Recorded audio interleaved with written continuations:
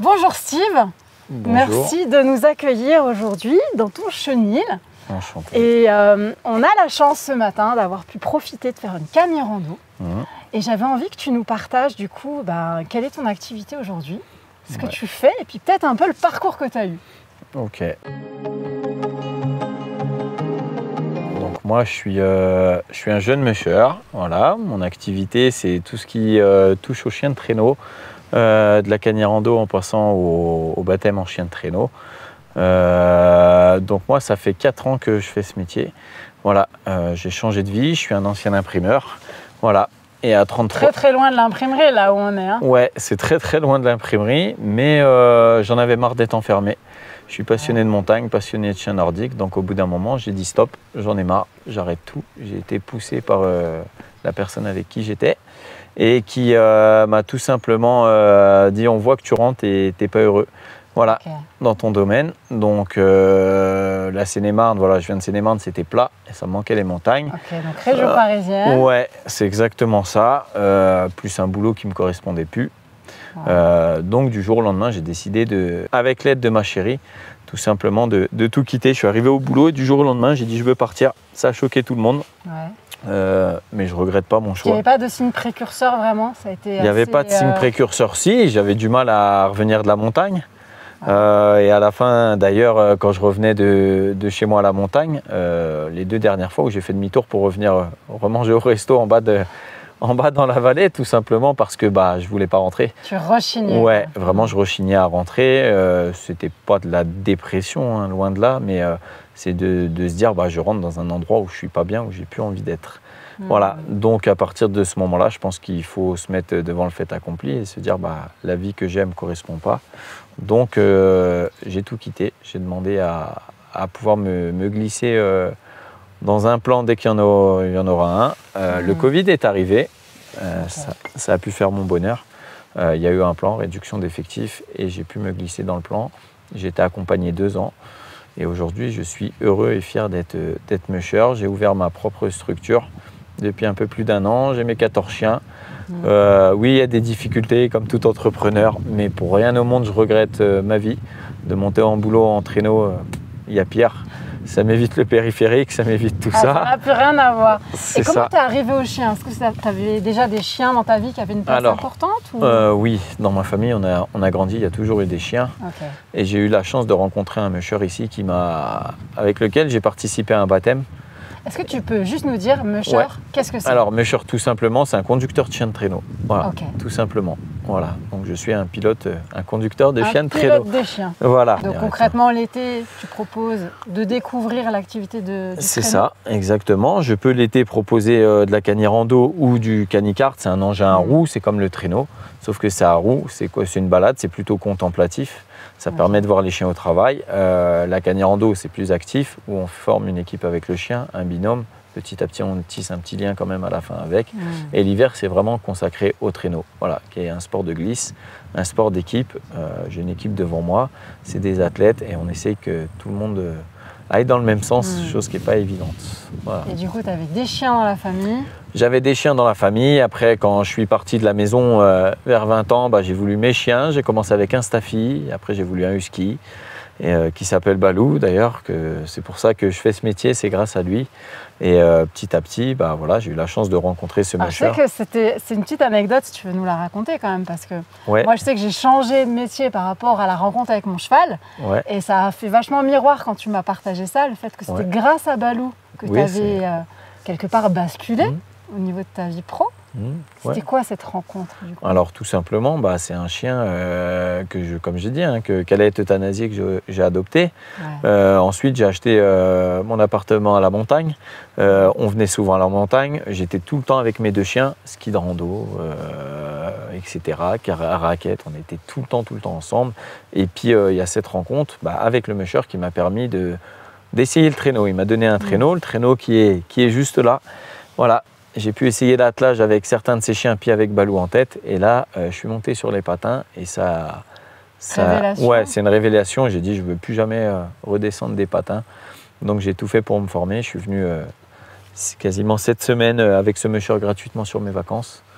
Qui a pris du temps, que tu as investi. Ouais, je me suis investi. Voilà, toutes mes vacances sont passées dans un hiver où j'ai accepté de le faire bénévolement et ça m'a plu. J'ai été formé comme ça en partie. Puis après, c'est à ce moment-là que j'ai pu quitter mon travail. J'ai dû faire une saison avec un musher et puis la sensation, elle était décuplée. Plus je faisais cette activité, plus je montais sur les patins, plus je côtoyais les chiens, plus j'avais envie de rester sur le traîneau.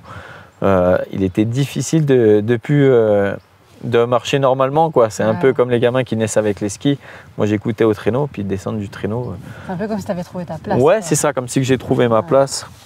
Les chiens, c'est une partie intégrante, importante. C'est important, dans ma vie. C'est une équipe. Il y a vraiment ce travail d'équipe. Moi, je viens d'un sport individuel, mais on était quand même très solidaires. Et j'ai retrouvé en fait cette alchimie avec le chien, où c'est un travail d'équipe, où si on ne s'écoute pas, on n'est pas solidaire, il ne se passe pas grand-chose. Et ce travail de confiance qu'on doit développer avec le chien, qui est important. Et c'est vraiment ça qui m'a plu, quoi. C'est vraiment tout ce boulot. Et vraiment, j'ai pas envie de revenir à ma vie d'avant. Jamais, jamais, jamais. C'est interdit pour moi. Et est-ce qu'il y a un élément déclencheur qui t'a fait prendre conscience de cette vie que tu voulais quitter? Qu'est-ce qui s'est passé au moment où tu t'es dit, là, je veux changer? J'ai mon ex-femme qui est infirmière. Qui est infirmière, qui a vécu des choses pas cool dans son service, elle était en cancérologie. Des jeunes gens qui décédaient. Voilà, et un jour elle est rentrée, elle m'a dit c'est dommage de ne pas vivre sa vie quand on a des projets et quand on a des passions. Donc ça m'a fait cogiter. J'étais quelqu'un d'assez rationnel, à ne pas partir sur un coup de tête comme ça. Mais quand on vous dit ça, c'est que vraiment la vie, on se rend compte, elle est courte et c'est dommage de faire des choses qu'on n'aime pas. Et j'ai réfléchi 48 heures et c'est au bout de ces 48 heures, vraiment, les gens m'ont vraiment... Une réflexion courte. Ouais, elle a été assez courte. Okay, après, ça faisait quand même 10-13 ans que je voulais venir en montagne. Mais cette réflexion qu'elle a eue et sur moi, vraiment, vraiment de me dire, voilà, elle avait eu un décès ce jour-là, de me dire, la vie, elle est courte. Il y a des jeunes qui meurent, vraiment, faut franchir le pas. Je me suis donné 48 heures. C'est au bout de 48 heures, je me suis dit, j'y vais pas. Puis un jour, j'ai été au culot, je suis arrivé au boulot, j'ai dit, en fait, je veux tout quitter, c'est fini. Je veux partir. Et c'est comme ça que ça s'est fait. Et vraiment. Et du coup, parce que j'imagine que ça t'a pris un certain temps, tu le décrivais, tu as passé du temps sur ton temps perso, gratuitement, pour se former. Bien sûr. Et est-ce qu'il y a des moments où tu as été peut-être découragé ou peut-être tu as eu des doutes? Est-ce qu'il y a eu des moments comme ça? Ouais, bien sûr qu'il y a eu des doutes. C'est pas évident d'être musher, c'est pas simple. Il faut trouver un traîneau, il faut trouver des chiens, il faut passer un diplôme. À 33 ans, il faut se remettre un peu dans les bouquins. C'est pas un diplôme qui est compliqué, mais il faut quand même se remettre, se dire bon, allez, je m'y remets. Ouais, vraiment, passer beaucoup de temps. Accepter aussi les critiques des autres. C'est pas évident parce que pour les gens c'est un peu utopique de se dire je viens de la ville et je vais être musher. Les gens ils vous regardent. Et qu'est-ce qu'ils ont dit les gens? Parce que c'est intéressant ça de savoir. Qu'est-ce qu'ils ont dit les gens? Je suis passé pour un grand malade. On va être honnête, ils savaient que j'aimais la montagne, que j'étais à l'aise en montagne, mais je suis passé pour un grand malade. Les gens, la famille, vous dites mais t'es complètement barjot, on n'est pas musher, on vient pas d'une, on n'a pas grandi à la montagne, mais moi je me sentais bien à la montagne, c'est là où je me sens, je suis à l'aise dans les montagnes. Donc voilà, mais le regard, c'était compliqué. Il y a beaucoup de gens qui m'ont dit il n'est jamais trop tard pour revenir sur ces projets, et moi j'ai dit non, c'est ce que je veux faire, et je me suis donné les moyens d'y arriver. Mais non, on passe pour un illuminé. Et comment tu as réussi à garder ton cap, justement? Parce que c'est difficile quand tu as toutes ces influences familiales, des amis, etc., qui te disent c'est une bêtise ce que tu fais. Le soutien il y a eu mon frère qui m'a soutenu, ma maman, ma compagne qui m'a soutenu à l'époque, vraiment, qui me poussait. Tu as trouvé un cercle restreint. Oui, et tout simplement les clients. Voilà, à chaque prestat, ils avaient l'air d'être contents. Donc ça c'est tout bête, mais ça vous confirme dans le chemin qu'on prend. Ouais, ça conforte dans ce qu'on est en train de faire. On se dit on est peut-être fait pour ça. Après il y a eu des moments de doute. Il y a des moments où j'ai voulu tout plaquer. J'ai dit j'arrête, c'est compliqué. C'est pas le pays des bisounours. On va pas se mentir. L'entrepreneuriat c'est pas évident. On apprend, c'est pas simple. J'en apprends encore. J'ai le soutien de mon frère qui est là-dedans et du coup qui m'aide, qui me soutient. Mais c'est pas évident, on s'invente pas musher. On a peut-être des prédispositions, mais par contre on s'invente pas musher. Et ce qui est le plus dur, c'est quand on vient pas de certains secteurs montagneux et qu'on veut faire certains métiers, c'est pas évident. Donc, en même temps, tu as un bon exemple parce que tu n'es pas de ce milieu-là. Ouais, et tu as décidé de faire ça. Voilà. Alors que tu n'as pas de prédisposition ou de facilité ni de famille qui pourrait t'aider à ça Non, du tout, mais quand on a envie de faire les choses, il faut se battre. Je me suis cultivé tout seul. J'ai lu beaucoup de livres. Voilà, je pense que l'école, c'est une chose, on apprend des choses à l'école, mais après la culture, c'en est une autre. Cultiver, on peut y aller et se renseigner tout seul. Donc moi, j'ai acheté des bouquins. Je suis passionné, comme tu as pu le voir, par l'Esquimau du Groenland, et c'est à travers des livres, des vidéos, machin, que j'ai pu avoir certaines connaissances qui me sont très utiles aujourd'hui. Et je pense que quand on veut changer de vie, il faut juste se donner les moyens. Après, oui, il ne faut pas compter ses heures. Faut essayer de passer au-dessus des critiques. C'est pas évident. Des fois, vraiment, on a envie de tout lâcher. Et finalement, on se dit non, on se doit de ne pas lâcher, ne serait-ce pour nos chiens. Parce que d'avoir un chien, c'est une chose. Après, d'en avoir 14, c'est une autre. Et on ne vit pas que pour soi, on vit aussi pour ses chiens. Voilà. C'est une clé super importante que tu donnes de ne pas écouter les critiques, dans le sens de se faire confiance, d'écouter ce que toi, tu as envie de faire. Bien sûr. De trouver quand même du soutien, parce que tu as eu besoin aussi de ces quelques personnes qui t'ont soutenu. Ouais, on a besoin de la famille. Il y a eu des moments. De te former en permanence avec les livres, avec toutes les choses, les personnes que tu as pu rencontrer. Ouais, j'ai rencontré de jolies personnes et qui, eux, vous confortent aussi dans le choix que c'est la bonne direction. Yes. Voilà, j'ai des amis, j'ai une amie Musher qui m'a beaucoup soutenu. Et puis je leur remercie. Et puis vraiment, oui, ce soutien, il est important. Si on n'a pas, je ne dis pas toute la famille, mais certains éléments de la famille, des amis qui vous soutiennent, on met vite la tête sous l'eau, alors qu'il faut vite en ressortir, parce que sinon le projet, il prendra pas vie, quoi. Il va pas arriver.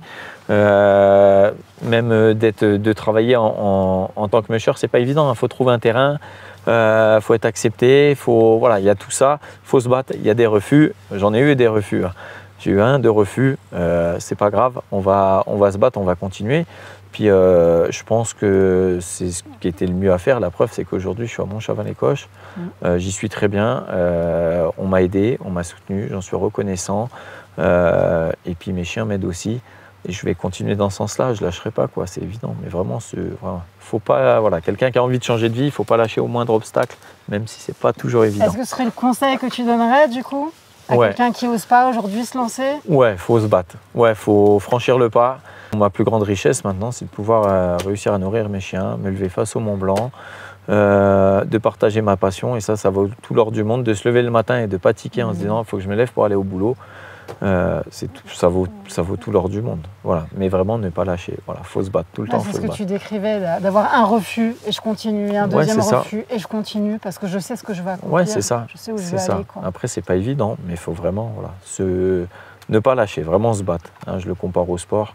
Je fais du sport, si on lâche, si on courbe un peu les chines, il y en a d'autres qui vont vous écraser. Et ça, non, au contraire, faut bomber le torse et dire je suis là, je suis présent et je vais continuer à avancer dans ce sens-là. Voilà. Après, c'est l'entrepreneuriat, que ce soit musher ou pas. Il y a de la concurrence. C'est comme au sport.